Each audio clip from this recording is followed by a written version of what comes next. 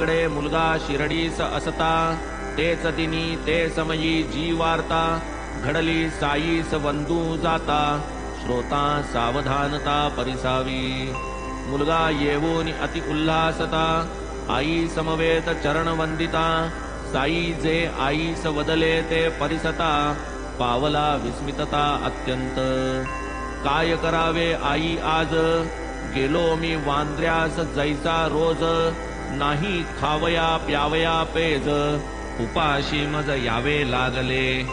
कैसा पहा ऋणानुबंध, कवाड होते जरी बंद, तरी मी प्रवेशलो स्वच्छंद, कोण प्रतिबंध मज करी.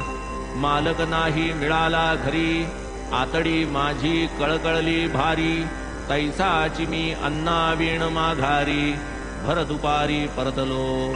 ऐसे हे बोल जेव्हा परिसिले, चिरंजीवांनी तात्काळ ताडिले, आपुले वडील बहुधा विसरले, दावाया चुकले नैवेद्य.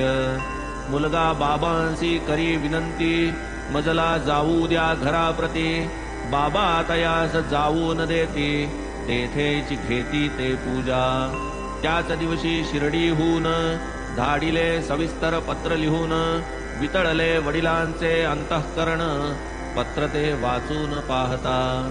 तिकडील पत्र तिकडे पावले, मुलालाही आश्चर्य वाटले, तयाच्याही नयनी दाटले, अश्रू लागले वहावया. पहा कैसा हा साईंचा खेळ, कैसे न प्रेम उचंबळेल, ऐसा कोण पाषाण असेल, जो न द्रवेल येणेनी. याच मुलाची प्रेमळ आई, शिरडीस असता एके समयी, करीत अनुग्रह बाबा साई, ती नवलाई परिसिजे.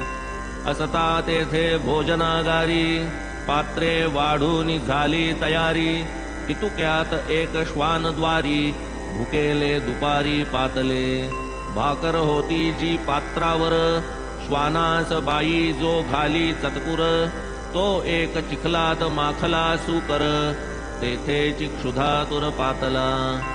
वार्ता घडली स्वाभाविकपणी, नाही बाईच्या ध्यानी मनी, परी दुपारी आपण होऊनी, तीच साईंनी काढिली. दुपारी भोजन झाल्यानंतर, मशिदीत नित्यक्रमानुसार, बाई येऊनी बैसता दूर, साई सादर पुसती.